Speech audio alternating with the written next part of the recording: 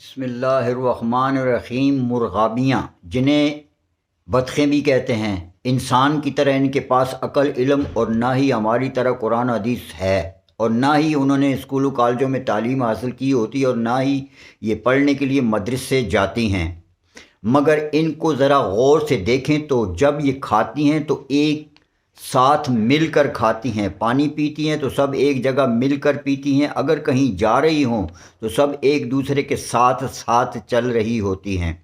اور بیٹھی ہوں تو سب ایک دوسرے کے ساتھ جڑ کر بیٹھی ہوتی ہیں،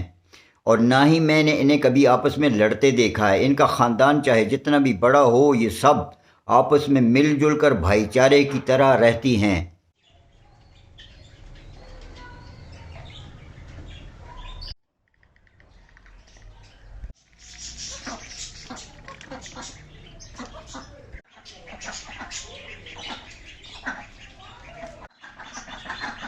اور انسان کے پاس قرآن اور حدیث، عقل، علم بھی ہے، اسکولوں کالجوں سے تعلیم بھی حاصل کی ہوتی ہے، مدرسوں سے سبق بھی سیکھا ہوتا ہے،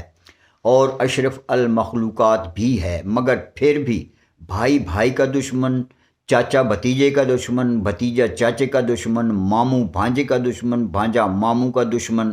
ماں باپ اور اولاد کے درمیان نفرتیں عروج پر ہیں۔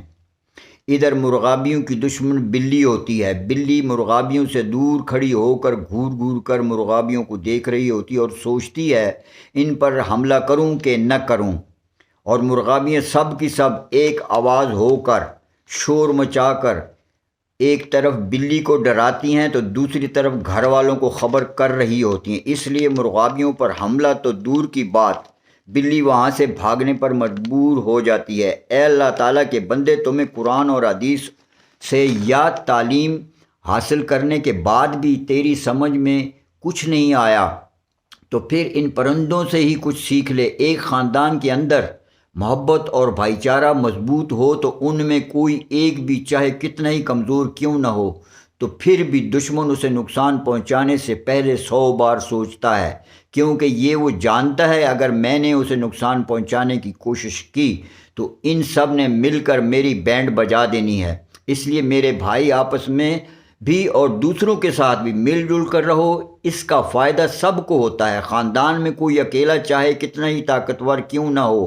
اور وہ خاندان والوں سے دور اکیلا رہتا ہو، کیونکہ اسے یہ گھمنڈ ہوتا ہے کہ میں اکیلا ہی دشمن کے لیے کافی ہوں، مگر اے گھمنڈی، یہ بھی یاد رکھ کبھی کبھی بلی کی جگہ بھیڑیے بھی آ جاتے ہیں۔ بھائی چارہ صرف دشمنوں کے لیے ہی نہیں ہوتا، بہت سے اور معاملات کے لیے بھی سود مند ہوتا ہے، اور یہی اللہ تعالیٰ اور اس کے رسول صلی اللہ علیہ وآلہ وسلم کے فرمان کا مفہوم ہے کہ دکھ سکھ میں دلی طور پر سب اکٹھے ہوں، حوصلہ بنا رہتا ہے۔ اللہ حافظ و ناصر۔